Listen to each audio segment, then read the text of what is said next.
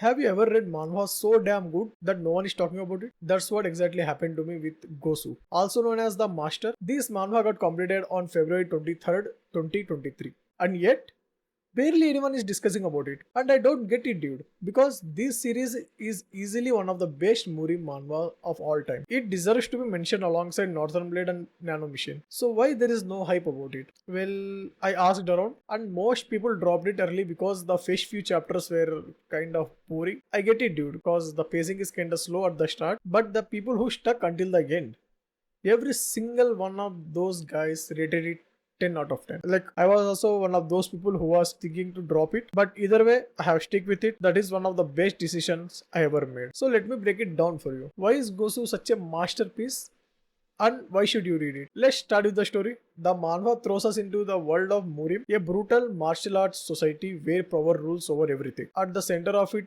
is Do Krayang, a man so strong they call him the Absolute One. He was the leader of the Heavenly Destruction sect, a force so powerful that he almost took over the entire martial world. But when you are at the top, there is only one way you can go: down. His own four disciples, the one he personally trained, betrayed him and threw him off the cliff. But they didn't realize one thing: he survived. And in the cave down the valley, he found a boy. That boy was Gang Rayong, our protagonist. Do Krayong didn't just save him, he trained him. He shaped Gang Rayong into the ultimate warrior, the one who could carry on his legacy and avenge him. After years and years of training and death of his master, he finally steps into the Murim world to hunt the four heavenly kings. After entering the Murim world, he gets to know that all his enemies were dead. Like, the four heavenly kings were no more. Most revenge stories would fall apart. But Gosu, this is where things actually get interesting. Because instead of becoming a mindless revenge story, it turns into something way bigger. Gang Ryung doesn't just walk away, he decides to live a normal life. Well, as normal as like a walking martial arts monster can be. He starts to work at tavern as a delivery boy, delivering foods to martial artists. But even here, the story slowly builds up. And this is where a lot of people dropped the series. They thought the tavern arc was so boring because it felt like nothing was happening. But in reality, that was the foundation for the whole story. Because guess what? The four heavenly kings, they were faking their death. From this moment, Gosu goes crazy, bro. Like, Gangrang finds out the truth, and once he does, he snaps.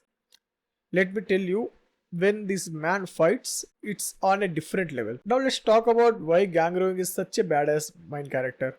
Unlike your usual cold, edgy protagonist, Gangrong is actually a nice and warm guy, but he is no pushover dude. If anyone messes with him, he destroys him. There is one scene that truly portrays like how badass he is. An organization called White Demon Valley, one of the most powerful factions in the world, kidnaps someone close to Gang Royong. They think they are untouchable, that no one dares to go against them. But Gang Royong single-handedly brings the whole place down. At this point, you realize that he is on the level that even four heavenly kings should be afraid of him. And let's talk about the art, dude. If you love Legend of Northern Blade, you will love Gosu.